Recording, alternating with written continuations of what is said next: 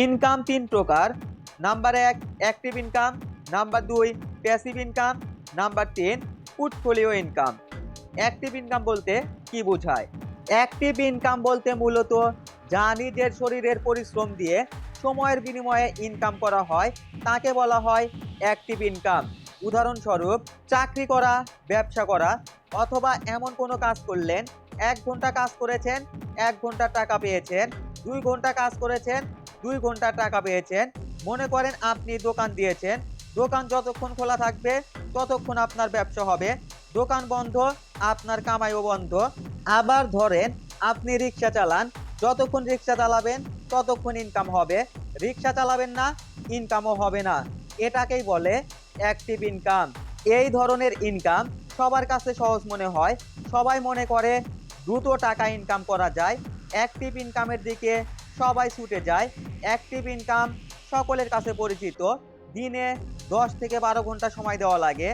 এই অ্যাক্টিভ ইনকামের সর্বোচ্চ ইনকাম করে বড় বড় ডাক্তারেরা, ইঞ্জিনিয়ারেরা আর বড় বড় অভিনেতারা। এই অ্যাক্টিভ ইনকাম দীর্ঘমেয়াদী ধন সম্পদ করার জন্য যথেষ্ট নয়। Number 2 passive income. Passive income এমন এক ধরনের ইনকাম, আপনি ঘুমের মধ্যে থাকবেন তারপরও আপনার ইনকাম হবে।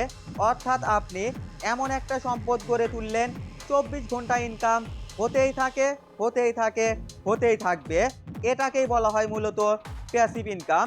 উদাহরণস্বরূপ আপনি একটা বড় ফ্ল্যাট বানিয়েছেন অথবা কোনো ছাত্রাবাস খুলেছেন, সেখান থেকে ভাড়া পান মাসে 1 লাখ টাকা। আপনি ঘুমালেও পাবেন আবার জেগে থাকলেও পাবেন। এরকম প্যাসিভ ইনকামের আরও পথ রয়েছে।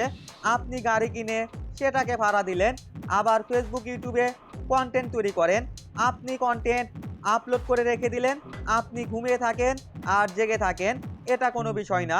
আপনার কন্টেন্ট মানুষ দেখতেই থাকবে, আপনার ইনকাম হতেই থাকবে। এগুলোকে মূলত প্যাসিভ ইনকাম বলা হয়। তবে প্যাসিভ ইনকাম করতে অনেক কষ্ট করা লাগে, ধৈর্য ধরা লাগে। 1-2 বছর কোনো ইনকাম ছাড়াও পরিশ্রম অনবরত করতেই থাকা লাগে। এই 1-2 বছর এমনও দিন যাবে 24 ঘন্টায় 4 ঘন্টাও ঘুমাতে পারবেন না। কিন্তু এই ইনকামের ফল খুবই মধুর। 1-2 বছর টাকা ছাড়া কষ্ট করা লাগবে, সাথে 2-1 টাকা নিজেরও ইনভেস্ট করতে হবে। সেই কারণে প্যাসিভ ইনকামের দিকে সবাই হাত বাড়ায় না। Number 3 portfolio income.